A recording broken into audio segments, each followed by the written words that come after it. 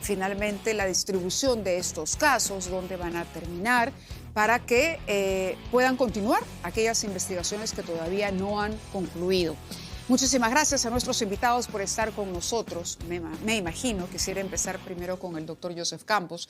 El doctor Joseph Campos era de la idea de que esto no podía perennizarse, en efecto, pero ¿cuál cree usted es la consecuencia inmediata de lo que ha ocurrido? Primero quisiera hacer de repente una introducción para que Por se favor. entienda lo que quiero, ¿no? Yo en primer lugar estoy muy lejos de la competencia y la información que puede manejar, por ejemplo, la doctora Silvana, ¿no? Pero creo que hay que incorporar una variable que lamentablemente se ha descuidado en ambas posiciones, ¿no? Por parte de los fiscales que forman algunos de los equipos especiales y por parte del propio Tomás Gálvez, ¿no? Que creo que haciendo algunos gestos probablemente haya descuidado algo que sí justifica la aparición de equipos especializados. Si la pregunta es, ¿debería haber equipos especializados con competencias específicas? La respuesta siempre es sí. Sí. ¿No? Y la respuesta es sí por dos cosas, ¿no? Porque optimiza recursos, especializa, da eficacia al trabajo de la persecución del delito, pero todos estos mismos principios que justifican su existencia también justifican una rendición de cuenta. Y esto es lo que siempre es una ausencia notable de los equipos especializados. En los 4 casos de que se ha desactivado los grupos o los equipos especiales, ¿usted diría no hubo rendición de cuentas? Bueno, yo me voy a ver lo más cercano, porque además me tocó denunciarlo en el 2018, 2019, y hace un año, antes incluso que saliera la sentencia de Keiko Fujimori, yo había anunciado que este equipo creo que habían visto mucho Elliot Ness, Los Intocables, y habían entendido que no tenían la posibilidad de rendir cuenta, cuando la justificación de su existencia es que se busca una optimización de recursos y eficacia. Como eso es lo que se busca, lo que resulta natural es que tengan que rendir cuenta. Usted se está refiriendo al equipo especial Lavallato, concretamente. Concretamente ese es uno, ¿no? Entonces tenemos un problema de que interpretó mal la forma como debía establecer. Pueden tener autonomía, lo que no pueden tener es autarquía, ¿no? Porque ciertamente ellos tenían naturalmente que dar cuenta de sus decisiones y no establecer una suerte de un gueto, una isla aislada que justificó diversas tensiones con todos los fiscales de la nación que han existido.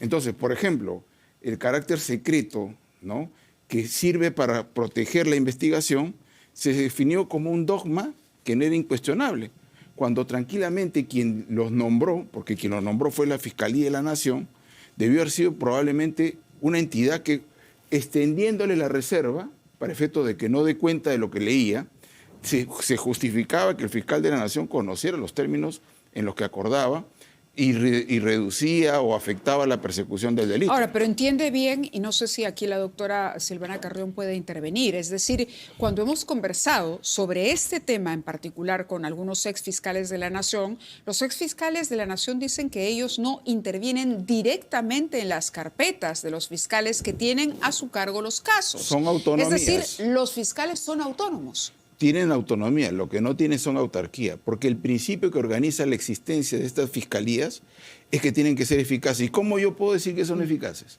Permítame, por favor, justamente trasladarle la pregunta. ¿Usted cree que se puede a estas alturas, hablando del caso Lavallato, porque son 4 los equipos, está también el equipo especial Cuellos Blancos, por ejemplo, y hay ahí algunos cuestionamientos a la decisión del fiscal de la Nación porque él se ha visto salpicado por ese escándalo también? Pero quisiera que la doctora Silvana Carrión nos diga si se puede hablar de rendición de cuentas o no, o de autarquía. Autarquía es el término que ha utilizado el doctor Campos para referirse al trabajo desempeñado por el equipo especial Lavallato. Sin duda alguna podemos hablar de una rendición de cuentas y creo que no solamente los fiscales, sino todos los funcionarios públicos que estamos ejerciendo alguna función pública, estamos en la obligación de rendir cuentas, ¿no? Y de hecho siempre somos controlados y supervisados por nuestros superiores y siempre presentamos informes. Yo no conozco, digamos, el detalle de cómo ha sido la comunicación interna entre los fiscales y sus superiores, digamos, entre el fiscal de la Nación o los fiscales superiores, ¿no? A quien tiene que dar cuenta. Lo que sí sé es que sí, el equipo especial Lavallato, a través de la coordinación del doctor Vela, siempre remitía informes del avance de las investigaciones y, digamos, la estadística de cuántas audiencias habían, qué decisiones judiciales finalmente se obtenían en los casos, digamos, el nivel de incautaciones que habían. Ese tipo de información, que es un poco lo que se tiene que presentar también a los superiores, era información que sí se trasladaba hasta donde entiendo, hasta donde conozco por parte del equipo especial. La Procuraduría que usted dirigió trabajó codo a codo con el equipo especial Lavallato, prácticamente coordinaban acciones, porque los casos iban un poco en paralelo a cómo se establecía por parte de la Procuraduría la reparación civil. Tenía que ser proporcional a la pena, al impacto, digamos, de la comisión del delito por los imputados. Han sido 3 condenas a expresidentes: Alejandro Toledo, Ollanta Humala, Martín Vizcarra. Claro, Martín Vizcarra en su calidad de gobernador de Moquegua. Sí. Pero son 3 sentencias importantes, ¿no? Pero lo que se le enrostra al equipo especial es básicamente los cuestionamientos vienen por la cantidad de veces que se observó el caso Cócteles, que involucra a Keiko Fujimori. ¿Usted cree que ese caso fue mal manejado por el equipo especial y al final le costó la desactivación? A ver, el caso Cócteles, y aquí tengo que ser claro, siempre lo he mencionado, no es un caso que haya estado a cargo de la Procuraduría que yo dirigía, lo ve la Procuraduría de Lavado de Activos. No tengo el detalle de ese caso, pero sí el equipo especial estaba a cargo del caso Cócteles. Lo que yo sí puedo mencionar es que coincido con el doctor cuando menciona que la especialización es necesaria para combatir ese tipo de casos de gran corrupción. Y la especialización tiene que ver con el expertise, con, digamos, la capacitación, con conocer casos que son transversales en delitos, porque recordemos que la Lavallato no solamente aborda corrupción, lavado de activos, crimen organizado, digamos, una serie de delitos que tienen que ser abordados de manera integral. En cada una de las carpetas. En cada una de las carpetas. Tienes un conjunto de delitos que tiene que ser mirado por un mismo equipo, por un mismo fiscal, por el tema de la unidad de la investigación, y no lo separas por los sistemas ordinarios que tiene, como está distribuida la Fiscalía. La Fiscalía está distribuida por un sistema de lavado de activos, un sistema de corrupción, un sistema de crimen organizado. El equipo especial viene a abordar un hecho, un caso, un proyecto, ¿verdad? Una licitación que aborda o que impacta en varios delitos. Por eso se justifica, obviamente, la creación de los equipos especiales y sobre todo porque se crean para que sean a dedicación exclusiva, para que puedan atender solamente esa temática y puedan avanzar las investigaciones. Entonces, en principio, esta mesa llega a un acuerdo. Los equipos especiales deben existir. Hay carpetas, hay casos, hay investigaciones que lo ameritan. Hay que distinguirlo de los que lo componen. A los que los componen sí se les debe evaluar, ¿ok? Y lo que ellos producen, como por ejemplo los acuerdos con Odebrecht. Estaba mencionando sobre la pertinencia y la existencia misma de un equipo especial dentro de la Fiscalía. En conclusión, creo que hemos llegado a una primera... Pero ese principio que justifica su existencia justifica también la necesidad de una rendición de cuentas. Correcto, pero me refería a eso, a que no podemos decir ya no más equipos especiales, porque no funcionan, no podemos ser tan... Institucionalmente sí. Lo que sí yo puedo establecer, evaluando la eficacia de los equipos, de cómo han administrado los recursos, yo puedo decir, equipo, chao. Eso también hay que entender, porque lo importante está en que si nosotros, por ejemplo, cuando han presentado la estadística, 13 sentencias condenatorias sobre procesados, ¿no? Y 60 y tantos, ¿no?, sobre sentencia de colaboración eficaz. Todas son homologaciones. Es más, hasta resulta una interpretación extraña, que finalmente existan más sentencias de homologación que sentencias de condenados en proceso. Cuando usted habla de sentencias de homologación, por favor, para que el público pueda entender cuál es la diferencia. Los colaboradores eficaces se presentan a un procedimiento, ofrecen información, se van ante un juez, que ni siquiera es el que sentencia, sino que ese juez, el de la instrucción, el juez Carguancho, ¿no?, que no es el juez que sentencia, él aprueba la colaboración o no la aprueba a través de un acto que se llama sentencia, pero no es una sentencia que condena. Es más, sirve para reducir condenas, para dar beneficios, etc. Entonces, eso no se puede confundir con las sentencias condenatorias. Son solamente 13 las que han existido en todos estos años, en esta situación. Desde el año De las cuales 2016, ya uno puede avisar. Rafael Vela asume en julio del 2018. Más bien, por ejemplo, ¿no? Si nosotros, por ejemplo, damos una aproximación de lo que ha ocurrido en la relación del Ministerio Público con la política, lo de Keiko Fujimori era una muerte anunciada. O sea, lo de Keiko Fujimori ha pasado porque en el momento en que ocurrieron los hechos que se le imputaron, en ese momento, por más que me caiga bien o mal la señora Fujimori, lo que le imputaron no era delito. Entonces se ha hecho acá una situación absurda. Pero estamos discutiendo sobre el caso particular de Keiko Fujimori o sobre el también eso se trabajo va a del equipo entender. especial Lavallato Es que en su eso, conjunto todo y a lo eso largo de su historia. incluye, porque, a ver, mira, tienes Keiko, tienes Ollanta que debe seguir el mismo destino, ¿no? Pero ha habido situaciones en las cuales no ha habido un tratamiento igualitario en la política. Porque ¿qué pasa con Susana Villarán, por ejemplo? Permítame, por favor, trasladar la pregunta a la doctora Carrión.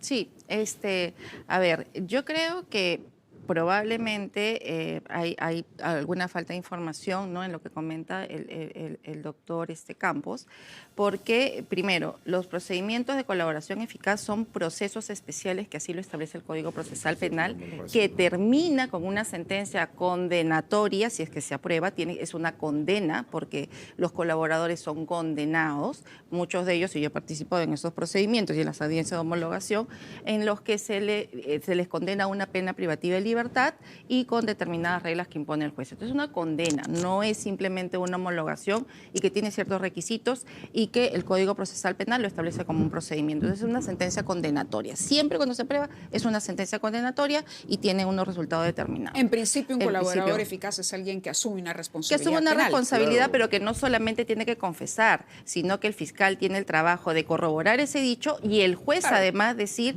que si ese elemento de corroboración efectivamente corresponde al dicho. Hay todo un trabajo atrás de que la colaboración eficaz no es solamente la Por entrega eso habla de usted de información. sentencias condenatorias. Condenatorias y el juez así lo evalúa. O sea, el juez, en el caso de Odebrecht, por ejemplo, fueron 19 audiencias de todo un día en el que la jueza nos preguntó paso por paso a la Fiscalía, a la Procuraduría, los temas civiles y los temas de las sentencias condenatorias, ¿no? Eso por un lado. Pero creo que el trabajo de los equipos especiales debe mirarse en su conjunto. O sea, definitivamente hay cosas que se pueden haber fortalecido, mejorado, aspecto de mejora, precisado, correcto. Pero la pregunta es el momento, en el caso de Lavallato, por ejemplo, en el caso de Cuellos Blancos y en los otros dos equipos especiales, para desactivar equipos que estaban dedicando exclusivamente a revisar estos casos, los ¿Qué diría criterios, usted? yo diría que no. Los criterios, como dice el doctor Campos, tienen que ser técnicos y tienen que ser jurídicos respecto a la decisión de activarlos y desactivarlos. Si nos vamos a los criterios técnicos y jurídicos, nosotros no lo encontramos en la resolución que ha sido publicada el día de ayer en ninguno de los 4 casos por parte de la Fiscalía de la Nación. Simplemente dicen, tengo la potestad o la facultad de crear equipos especiales y así como tengo la potestad de crearlos, tengo la facultad de desactivarlos.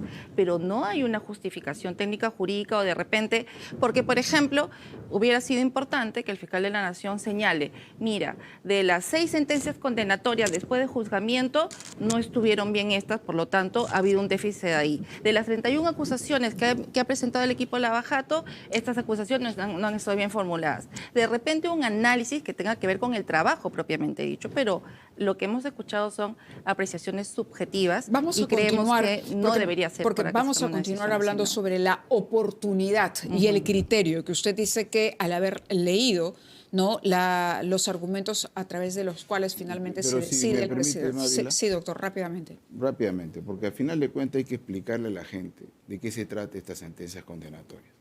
Viene un tipo que tiene responsabilidad, que va y le dice, soy responsable,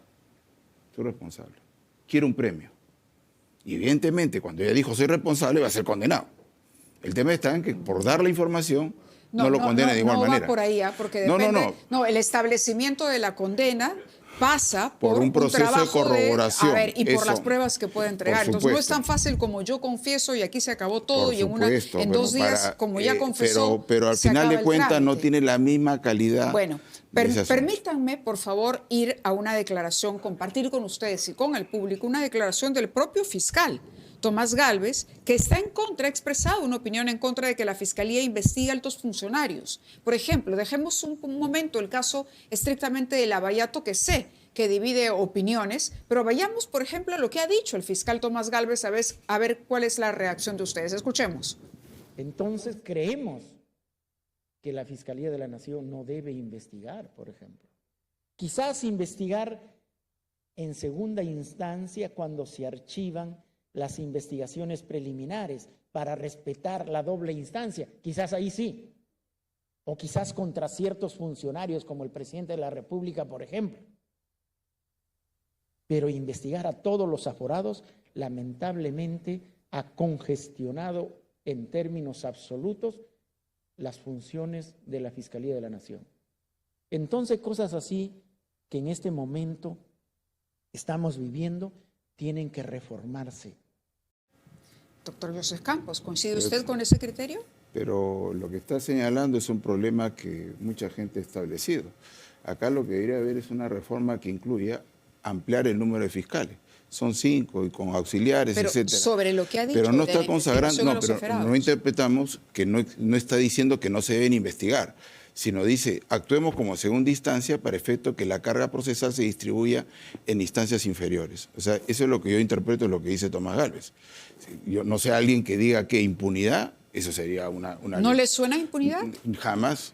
Yo no interpreto eso. Doctora. Bueno, entiendo por su declaración que lo que él ha querido señalar es que la Fiscalía de la Nación, que efectivamente tiene una congestión de casos, ¿no?, por las investigaciones que tiene, debería tener un procedimiento distinto para la investigación. Yo estimo que el fiscal de la Nación no está renunciando a su potestad ni a su capacidad persecutoria del delito ni de la acción penal. No podría, digamos, él como titular de una institución decir que renuncia a esa, públicamente renuncia ¿Le a esa hace acción. ruido lo que ha dicho o no? O sea, en realidad me gustaría que informe o diga cómo es que se tiene que investigar. Si no es Fiscalía de la Nación y quiere actuar como una segunda instancia, entonces debería quizás crear alguna otra instancia en la Fiscalía de la Nación y actuar como segunda instancia algún grupo en específico, ¿no? Pero tendría que decir cómo se tiene que investigar para que no nos quedemos con esta sensación de que no se van a investigar a los altos funcionarios. Es que eso funciona como en todo caso. En el Poder Judicial, las instancias superiores actúan revisoras de lo que hace alguien que investiga, que hace la audiencia de prueba, que recibe... Eso, yo de verdad, con cargo que puedo estar o no de acuerdo con él, lo que sí es la primera conclusión es que ahí no dice que yo creo que no deben ser investigados los altos funcionarios del Estado, sino lo que establece es una forma alternativa de cómo se hace ahora. Claro, en un país donde los casos de corrupción, aparecen por todos lados, donde la corrupción es un problema real en nuestra clase política, en nuestras autoridades. ¿Cuántos presidentes regionales o gobernadores ahora, podemos decir, han estado? Miren los casos de la presidencia de la República, nada más. La Fiscalía no puede, como ustedes han dicho, renunciar a esa atribución que le da además es una responsabilidad que le otorga la Constitución de perseguir el delito. Sí hay un problema de recursos y entiendo que ese problema de recursos ha afectado el trabajo también, no solamente de las fiscalías ordinarias, sino de los propios equipos especiales también, por la sobrecarga que ha supuesto. Ahora, EFICOP entonces no debería existir, es lo que entiendo yo de las declaraciones de no deberían existir grupos especiales como EFICOP. ¿Usted considera eso? No, los grupos, he comenzado diciendo que hay un principio que justifica la existencia de equipos especiales, que es el mismo principio que justifica para establecer una evaluación periódica de cómo funciona. ¿Para qué se crea un equipo especial? Para que concentre y haga eficiente el uso de los recursos para ser más eficaces. Pero si existiendo eso no es ni eficaz, ni hace un óptimo utilización de los recursos, chao. ¿No le reconoce usted ningún mérito al equipo especial Lavallato? Ninguno. Bueno, por lo menos en lo que yo veo de las dos situaciones, las tres, he sido abogado del CNORE, ¿no? Por ejemplo, tenemos el tema de haber iniciado una investigación, a pesar que en su momento no era delito, en el caso de Ollanta y en el caso de Keiko Fujimori. Esos casos que generan una explicación absurda, haciéndole el gran bonetón, echando responsabilidades al otro, cuando ellos son los que han iniciado la investigación. Entonces, esa incompetencia suya es la que ha tratado de proyectar a otras entidades. Cuando es un tema, yo creo que, por ejemplo, acá el gran problema también incluye a Tomás Gálvez, porque habiendo sido parte del problema y la forma en la que elige sus palabras, probablemente suene algo que efectivamente responde a una esencia de las razones por las cuales ha creado los equipos especiales. A ver, ¿no me ha dado resultados? ¿No? Entonces, yo tomo la decisión de desactivarte. Bien, con su permiso, los interrumpo porque quisiera proponerle al público que nos está siguiendo a través de YouTube una pregunta para que ustedes respondan, opinen y nosotros al final del programa compartamos el resultado de esta inquietud que les proponemos. La pregunta es, ¿cree que la disolución de los equipos especiales afectará la lucha contra la corrupción? Número 1, sí, detiene investigaciones cruciales. 2, la alternativa 2 es no, habrá otros mecanismos. 3, no sé, prefiero no opinar. Ahí está la pregunta para quienes nos están siguiendo a través de YouTube. Por favor, el que quiera, responda, por favor, y nosotros vamos a compartir el resultado de esta pregunta online con nuestros televidentes y con ustedes también.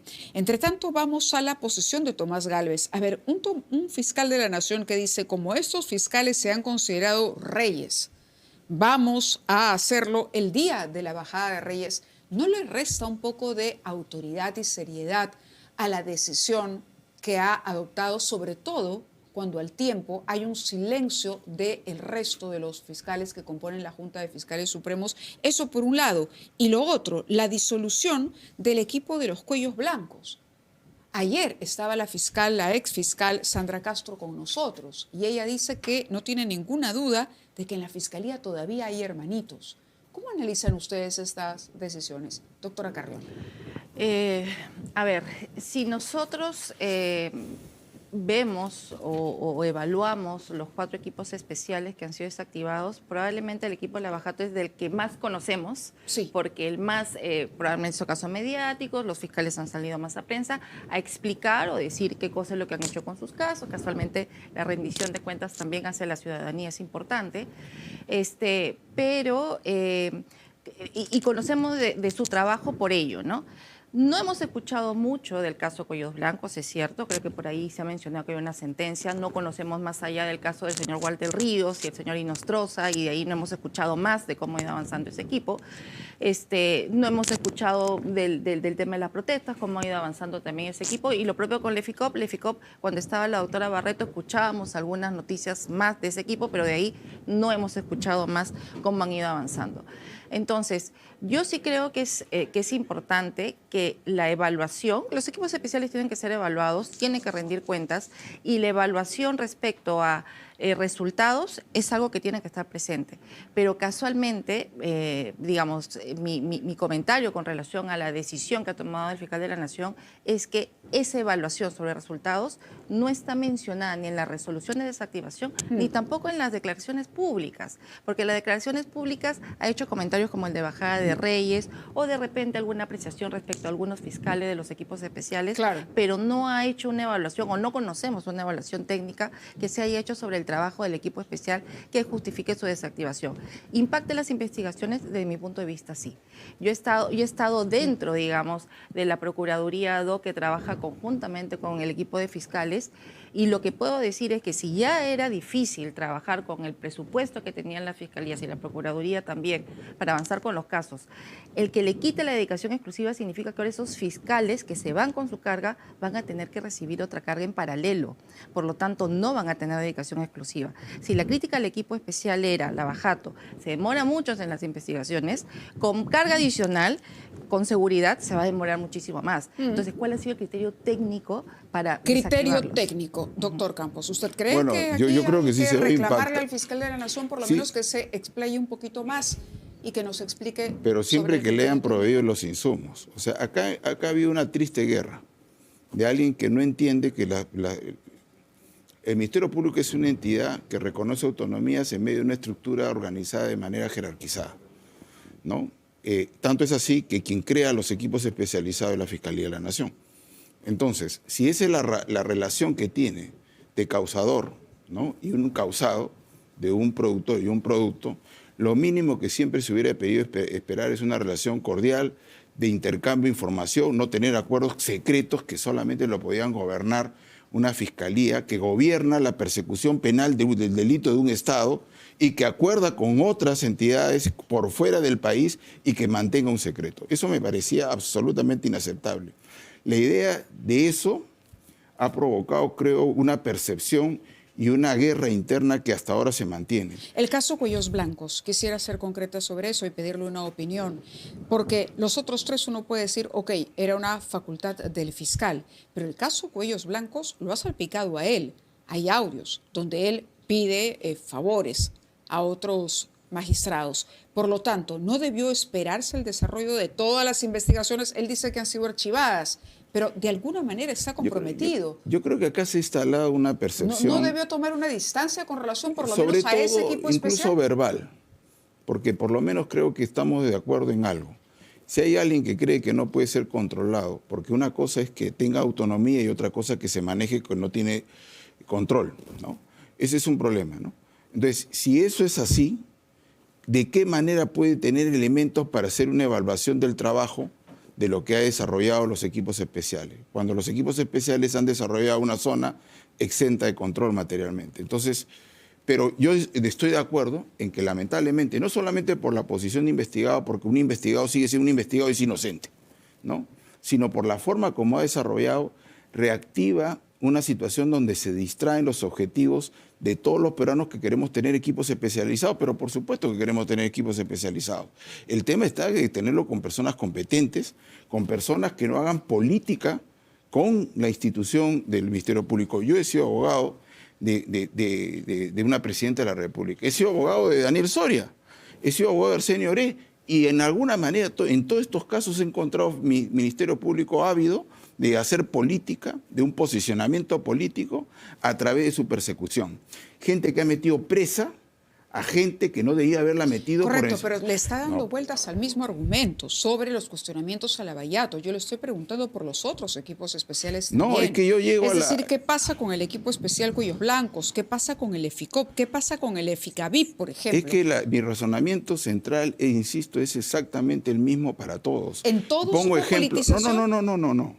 Lo que yo digo es que aquí, malamente creo yo, y en eso sí un error para mi gusto de Tomás Gálvez, para efecto de disolver la fijación en torno a un determinado grupo de fiscales, finalmente ha tratado a todos de una manera igual y me parece que ahí sí, nuevamente, debió haber sido una evaluación de equipo por equipo para efectos de establecer decisiones que incluso pudieron haber sido diferentes. Pero en buena cuenta, lo que yo sí creo que hemos visto es que nunca se debe interpretar que los equipos especiales es una zona exenta de control. Correcto, pero uno de los argumentos también ha sido que no pueden existir a perpetuidad y que debería establecerse plazos, ¿no? Como plazos para la colaboración eficaz, como plazos para todas las otras Eso medidas. es normal. Correcto, pero fíjese usted, equipo especial Lavallato, desde diciembre del 2016. 10 años hubiera cumplido acá. Perfecto. Equipo especial Cuellos Blancos, julio de 2019. ¿Pero para qué se formó un equipo especial? Pero está bien, es otra temporalidad. El EFICOP se formó en julio del 2022 por la propia gestión de la doctora Patricia Benavides. El EFICAVIP en marzo del 2023. Entonces, se está juzgando bajo el mismo criterio de que ha pasado mucho tiempo sin resultados a equipos que no tienen el mismo tiempo creados. El EFICO debe haberse cerrado o cambiado al personal en el momento en que tienes una fiscal superior que habla de que debemos ir a un proceso a demostrar la inocencia. Doctora Carrión, quisiera, permítame preguntar por el caso Susana Villarán, por ejemplo. ¿Qué va a pasar con Susana Villarán? Porque era un momento clave para ese proceso. Estamos en juicio, bueno, está el caso en juicio oral. Los equipos especiales es cierto que tienen que ser temporales, en eso estamos completamente de acuerdo, ¿no? Pero el cuestionamiento, creo, de la decisión del fiscal de la Nación es en qué momento tomas la decisión de desactivarlo y cuál es el criterio que tienes que tomar para tomarlo. Y para mí es el criterio técnico y de resultados. Y finalmente, desde lo que yo conozco en Lavallato, los resultados están ahí. Puede ser que no le guste, pero entonces que lo diga, que qué esperaba más como resultados para que justifique su desactivación.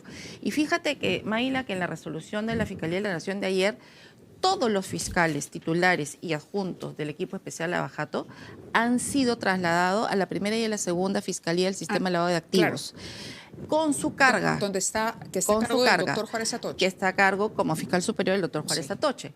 pero no dice nada respecto al doctor José Domingo Pérez, ¿no? O sea, dan por concluido a los 50 y algo fiscales, titulares y adjuntos en sus funciones como equipo especial y a todos los trasladan al sistema de lavado de activos, menos al doctor José Domingo Pérez, nos señala a dónde se va a ir, está en el limbo, intuimos, y creo que ya lo dijo el fiscal de la Nación en la conferencia de prensa, que se va a su plaza de origen, que es un fiscal anticorrupción.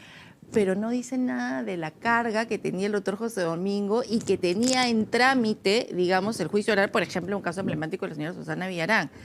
Es el fiscal que ha conocido ese caso desde el inicio, lo acusó en el año 2020, empezó el juicio oral en el año 2025 por cuestiones ¿Esta también decisión lo del deja Poder fuera en Judicial. ese caso, en pleno juicio? Está en el limbo y hasta donde entendemos sí, porque esa carga no ha sido reasignada a ningún otro fiscal, o por lo menos no lo dice, pero como el doctor José Domingo Pérez no ha sido mencionado para ser trasladado con los otros fiscales a las fiscalías, entonces mañana hay audiencia de la señora Villarán. Vamos a ver qué fiscal es el que va a ir. Pero eso, por ejemplo, esa decisión, desde mi punto de vista, sí le da una ventaja a la contraparte. Porque la contraparte a los abogados no lo desactivan. Los abogados van a seguir Se refiere a la defensa de Villarán. De Villarán y de todos los investigados y acusados en ese caso. O sea, ellos van a seguir en esa defensa teniendo la ventaja de todo el conocimiento del caso de hace muchos años, porque vienen defendiendo hace varios años a sus patrocinados, frente a una fiscalía o un fiscal que finalmente no tiene todo ese conocimiento. Entonces, creo que hay que tomar decisiones. Es cierto, más que en pos de las personas, de las investigaciones. ¿Cómo resguardo de una mejor manera para que una investigación finalmente llegue a buen término con un fiscal que conozca su caso? De acuerdo, comentarios finales, por favor, doctor Campos. A ver, coincido que la contraparte, los abogados de Susana Villarán, van a tener una ventaja. Lo que no sé qué más ventaja pueden tener. Este es un caso complejo. A los otros estamos viendo un debate en torno a unas recaudaciones, cócteles, etcétera, mientras que hay una persona que ha confesado públicamente. Entonces, a ver, todos estos años que está siendo investigada, ¿es una muestra de eficacia para que no tengas nada más que lo que mañana va a ocurrir? Es evidente que ha habido tratamiento diferenciado, que también es un problema de la investigación. Entonces, a ver, yo lamento que el Ministerio Público en general esté pasando por una crisis que no termina, que comenzó, bueno, vamos a ponerle visiblemente con Patricia Benavides, con Del Espinosa, y que lamentablemente una persona que conoce tanto como Tomás Gálvez participa de una percepción que pone niebla sobre sus decisiones.